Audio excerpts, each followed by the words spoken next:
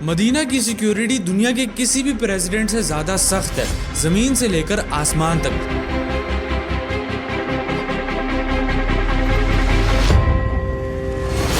لیکن کیا آپ جانتے ہیں کہ آج سے 800 سال پہلے دو لوگوں نے نبی صلی اللہ علیہ وسلم کے روضہ مبارک تک پہنچنے کی کوشش کی تھی؟ یہ کہانی ہمیں صدیوں سے سنائی جا رہی ہے اور بڑے بڑے اسکالرز نے یہ ہمیں بیان کی ہے۔ وہ دو یہودی جو حضور کے جسد اطہر کو نکالنے کے لیے آئے تھے، مسلمان بن کے آئے تھے کہ نہیں؟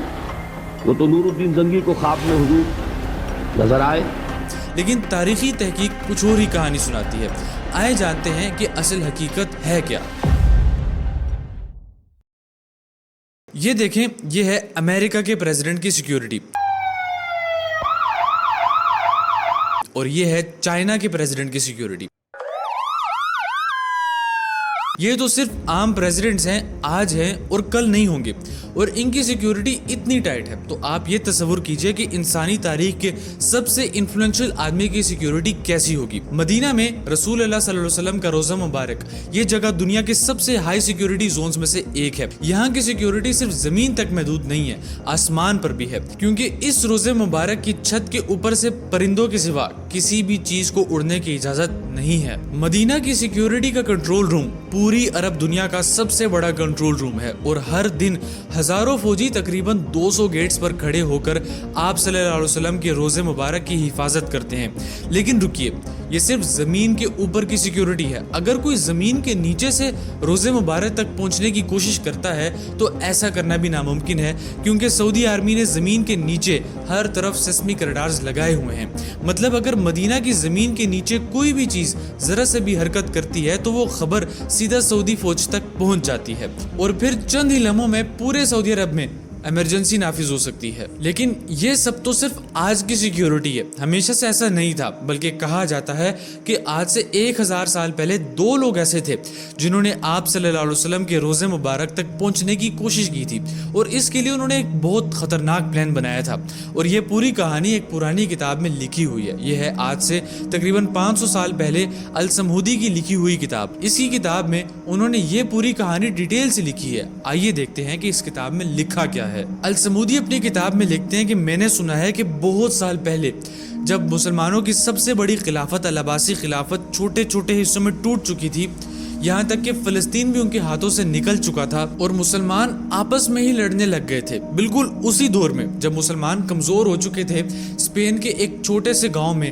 دو کرسچنز نے بہت ہی خطرناک پلان بنایا تھا، ایک ایسا پلان جو مسلمانوں کے کسی دشمن نے پہلے کبھی نہیں سوچا تھا۔ ان کا مقصد تھا مدینہ جا کر رسول اللہ صلی اللہ علیہ وسلم کے روضہ مبارک تک پہنچنا اور آپ صلی اللہ علیہ وسلم کے جسم مبارک کو اپنے ساتھ لے جانا۔ لیکن ایسا کرنا آج سے 500 سال پہلے بھی آسان نہیں تھا، اس لیے سب سے پہلے ان دونوں نے اپنا حلیہ بدلا، مسلمانوں کی طرح داڑیاں رکھی اور مسلمانوں جیسے کپڑے پہن کر مدینہ کی طرف روانہ ہو گئے۔ جب وہ مدینہ پہنچے تو ان کی لمبی داڑیاں اور ظاہری دینداری کو دیکھ کر لوگوں کو لگا کہ یہ بہت نیک لوگ ہیں۔ انہوں نے مسلمان ہونے کی اتنی اچھی ایکٹنگ کی کہ انہیں رسول اللہ صلی اللہ علیہ وسلم کے روضہ مبارک کے بالکل قریب ایک گھر مل گیا، اور وہ دونوں وہیں رہنے لگے۔ دن کے وقت وہ بہت نیک مسلمان بن کر رہتے، لیکن جیسے ہی رات ہوتی وہ اپنے خطرناک پلان پر کام کرنا شروع کر دیتے تھے۔ مثال کے طور پر یہ رسول اللہ صلی اللہ علیہ وسلم کا روضہ مبارک ہے، اور صرف اتنی دوری پر ہی ان دونوں کا گھر تھا۔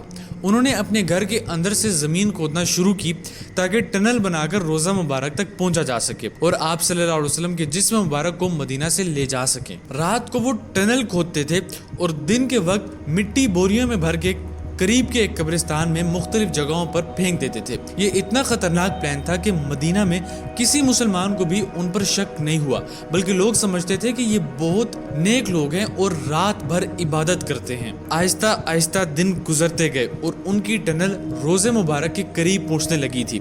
انہیں لگنے لگا تھا کہ اب ان کا پلان کوئی نہیں روک سکتا، لیکن اسی رات مدینہ سے بہت دور مسلمانوں کے مرکز شام میں ڈمیسکس یعنی کہ دمشق میں سلطان نور الدین زنگی نے ایک خواب دیکھا۔ کتاب کے مطابق رسول اللہ صلی اللہ علیہ وسلم ان کے خواب میں تشریف لائے اور انہیں ان دونوں کے خطرناک پلان کے بارے میں بتایا اور فرمایا، اے نور الدین، مجھے ان دونوں گنڈوں سے بچا لیجئے۔ نور الدین بہت پریشان ہو کر اٹھ کھڑے ہوئے۔ انہیں لگا کہ شاید ایک صرف خواب تھا، اس لیے وہ دوبارہ سو گئے، لیکن دوسری مرتبہ بھی انہوں نے وہی خواب دیکھا اور اس بار آپ صلی اللہ علیہ وسلم ان دونوں کے چہرے بھی دکھا رہے تھے۔ پھر بھی نور الدین نے اسے نظر انداز کیا، لیکن جب تیسری مرتبہ بھی وہی خواب دیکھا تو انہیں یقین ہو گیا کہ مدینہ میں ضرور کوئی مسئلہ پیدا ہو گیا ہے۔ وہ فوراً اٹھ کھڑے ہوئے، اپنے گارڈز کو تیار ہونے کا حکم دیا اور پوری رفتار سے دمشق سے مدینہ کی طرف روانہ ہو گئے۔ جب نور الدین مدینہ پہنچے تو لوگ انہیں دیکھنے کے لیے جمع ہو گئے۔ نور الدین نے اعلان کیا کہ میری طرف سے پورے مدینہ کے لیے دعوت ہے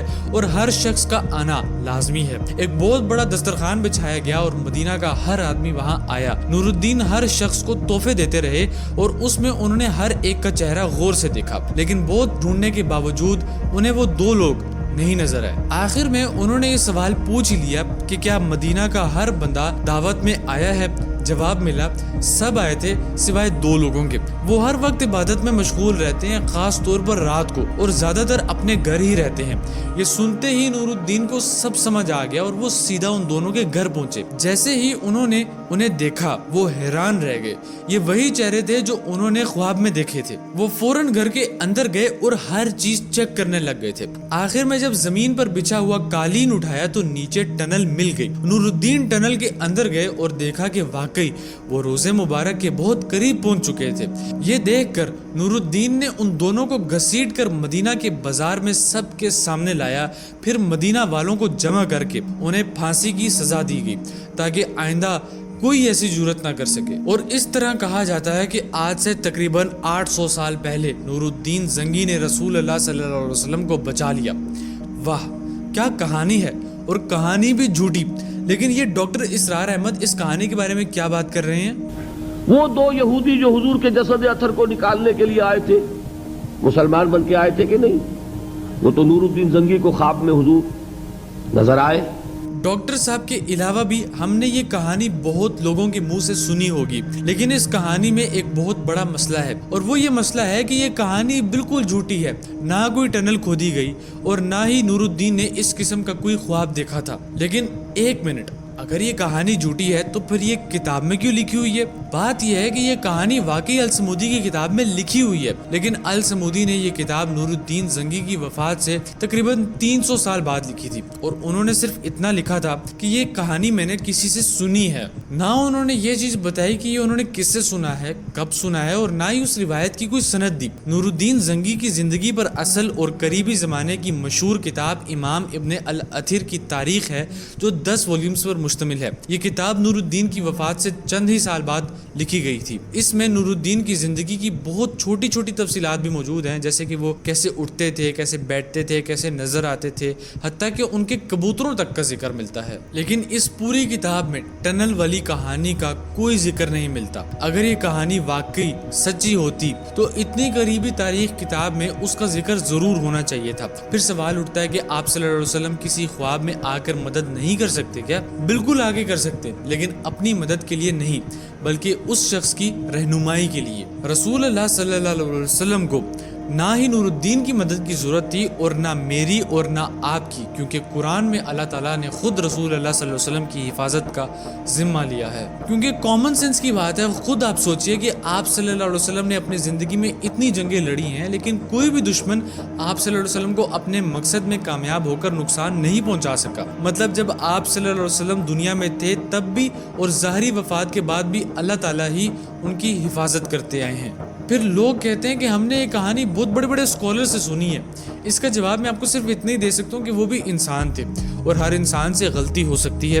اگر وہ آج زندہ ہوتے اور ان تاریخی دلیلوں کو دیکھتے تو ممکن ہے کہ وہ بھی اس کہانی کو دوسری غیر مستند روایتوں کی طرح چھوڑ دیتے۔ اس لیے آج کے دور میں ہر بات کو صرف اس لیے سچ مان لینا کہ وہ بہت مشہور ہے یا کسی نے بیان کر دی ہے تو یہ بہت غلط بات ہے۔ ہر دعوے کو دلیل، ریسرچ اور مستند تاریخی سورسز کی روشنی میں ہی پرکھنا ضروری ہے۔